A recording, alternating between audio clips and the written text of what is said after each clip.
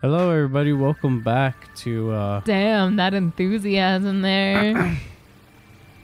Oh, welcome back, everybody. You'd be so good at reading obituaries. Wouldn't I be, though? With that voice, yeah.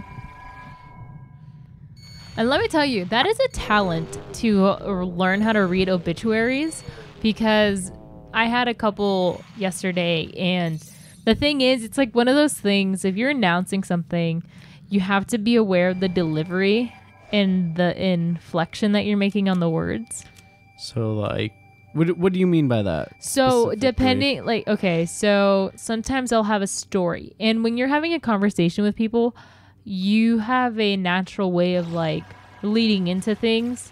So when I'm doing a story, for example, there was a stabbing that happened locally, a non-life-threatening one. And the next story I had...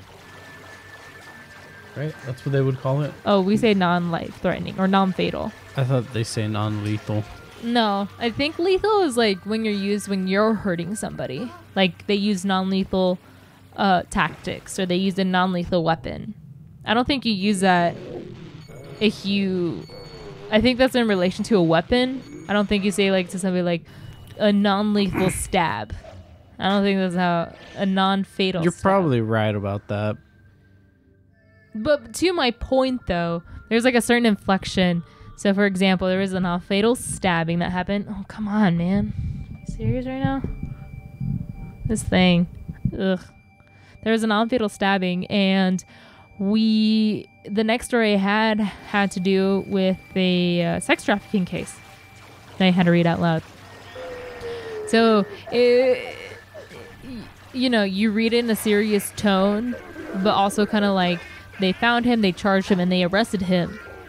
In a sex trafficking case, you gotta be careful, like in a because it's not to sound excited, but you have to sound neutral. Because when you're having a conversation, sometimes you tend to speed up, and you use a lot of different inflection, and you like to do different ways of saying things depending on like the tone or how severe it is. But everyone has their own way that you have to find some point of neutrality, so that way no one thinks you're being like, oh, there's a death or a reporting case or whatever. And you don't want to sound excited. Yeah, unintentionally. Because some people can interpret that as like excitement, or you being apathetic, or not being like aware. Wow, that bug is like right behind you. I know. Like right behind you.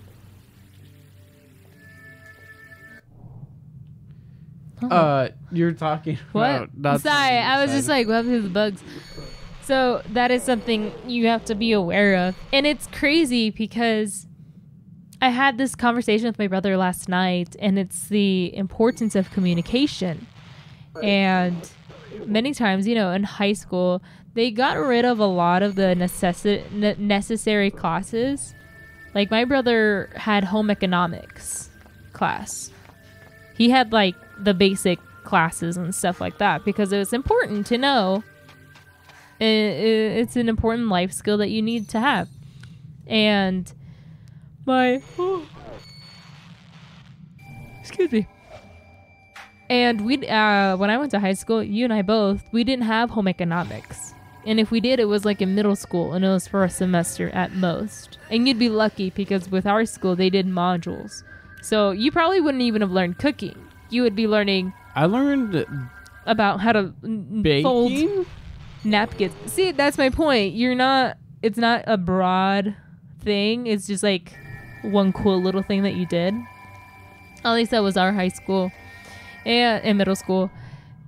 And it's one of those like classes that should be necessary for seniors to take, because you do presentations in high school, but they never like actually tell you why it's important.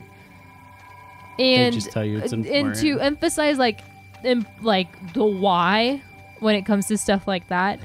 When I took my first English class in college, She took I think it was 2 weeks to teach us sentence structure. And she also taught high school, and so she was like doing the class, and she was an awesome English teacher or instructor. But she taught us sentence structure, like was a dependent clause, what is an independent clause, where do you put the comma, when would you use a semicolon, stuff like that, probably in high school you went over it for like a day and that's it, or you went over it for like 2 days and that's it. But she took a week with us to tell us like why this is important when you're writing papers, because as you go through your classes, you may need to write papers, and you have to understand sentence structure to make it make sense. Whether you're going into something academically or in a different field or in like humanities or science or maths, like that sort of stuff, it is important to know at least sentence structure and how to write a paragraph. And that was my first instance where I was like, oh gosh, they never truly taught why this is important and how it connects to real life. Because I remember in middle school and high school, they would teach that stuff, but it might have been me, but I remember I didn't understand the connection between that and real life. Because in school, everything that happened in school was in school. And anything that happens outside of school was outside of school. You know? So I need responses here. Sorry, I'm trying to figure this out. I don't care about your stupid puzzle. This isn't the point of the game. The point of us playing this is to converse. This is the what's the Hellraiser box called? Do you know? Pandora, I think. Is it really Pandora's box? No, it's not. But that's a Greek story. This is the Pandora box that all hell will break loose if I don't do this right. It won't. It but really going won't. back to my point. Oh my goodness. Going back to my point, I didn't understand the importance of and how it related to real life. And I think a lot of teachers are pretty poor at teaching that, how it connects to real life. Because I know my bottom dollar, I can bet you a lot of students right now, they'll remember it in relation to math, but they won't know how to apply it in real life. Or how to use math it. Or home economics? Well, that's a whole nother thing. But, like formulas you would learn in math. Or things you would learn in English, like sentence structure. Or presentations that you would do.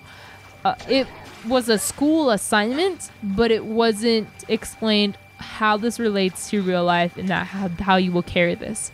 There's an instance where like something had happened at a job I was working at, and I was like, I wish there was a formula, and I know there's probably a math formula for me to calculate this said number, because I think I was trying to find the amount of like cash. Yeah, it had to do with money, and I didn't know what it was, but I knew there was like a formula for it. But you knew there was something you could do for it. Yeah, I knew there was an easier way to do it than the way I was doing it. But I could not, for the life of me, know because either I don't remember or I didn't know how to apply it. So, for example, presentations, PowerPoints are a great example. You're made to work in a group, but it's never explained, why do you work in a group? It's assumed that you already know. Same thing with the presentation. Like, why do we do presentations? It's assumed you already know, or they explained it in a condescending tone, or maybe they were cool and they explained it to you why. But what I'm getting at is they never emphasize the importance of communication and stuff like that. There's like degrees for just in communications, because it's important to know how to talk with people. It is a literal degree, because you're going to do it for the rest of your life. And you might one day find that you're going to be at a wedding or at a ceremony. Or why did you go to a wedding? Because you do speeches. Oh, that's true. You make a toast. And you can't just... A lot of times, most toasts aren't memorable. Let's be honest here. They are not memorable if they're not good. And do you remember your valedictorian speeches? Exactly. Can't say that I do. Exactly. Same thing with me. I don't remember. And, for my valedictorians for my class, they had their speeches revised, but did they even know how to write a speech that was memorable? Did they even know how to make one that was good? Isn't that a lot of too, like, and it's just under this they have whole... to approve it and stuff like that? Yeah, too. they have to prove it, make sure it's good. Which one is honky-dory, because they can just memorize a different thing This message is and go completely off script. But my point being is communication is not emphasized enough in high school, and how important it is outside, and you're going to use it so much in your life. And it might be once in your life, but that one time in your life, you'll probably remember it for the rest of your life. Like at toasting a ceremony, you might feel embarrassed that you didn't do a good ceremony or a toast. Or when you're in front of your coworkers because you got an award, you won't know what to say. You might feel embarrassed. Did that happen to you? No, it Did didn't. that happen to somebody else that you know of? That was very specific. That's why. No, I'm just saying that because people get awards or recognition. Or another good example is you're sharing storytelling. You know, knowing how to tell a story is a skill. Not everyone can do it because some people, don't have the time, or some people just don't, have the intuitive knowledge to be able to be a natural storyteller, or don't want to put the skill into it, because anybody can be a good storyteller, I believe. It's just the work into it. I don't know about that, man, because you hear how, I guess it's just like how certain people talk. Like, I don't think, Like right now, how you're talking. yeah, I like, don't think I can be a good storyteller. Well, if you're doing pauses like that. I was watching, I forgot what it's called. You put me on the spot, and now I can't think. Do it. It was called Wu-Tang the Saga. What does that... Okay, go on. Okay, one of the guys has a really mellow voice, and like the way he talks. I got it right by guessing. What? Anyway. Only one more. One more what? Same. What are we doing? You're just doing things, and I don't understand. I'm like half paying attention to this. That's what you're supposed to be doing in the first place. So Wu-Tang the Saga, there's like a thing where it's RZA, I want to say. I don't know. RZA. RZA? RZA, it could be anything. The way he talks, the character that plays him talks like really like deep voice and takes pauses and like stuff like that. And I'm just like, what? Wait, I could go down here the whole fucking time? Oh, that's Are wild. you kidding me? But the way he talks is like so like melatonin and stuff like that. I thought I was bad. Right? You are. Anyway. Fucking asshole. Anyway. There are children listening. Man, fuck them kids.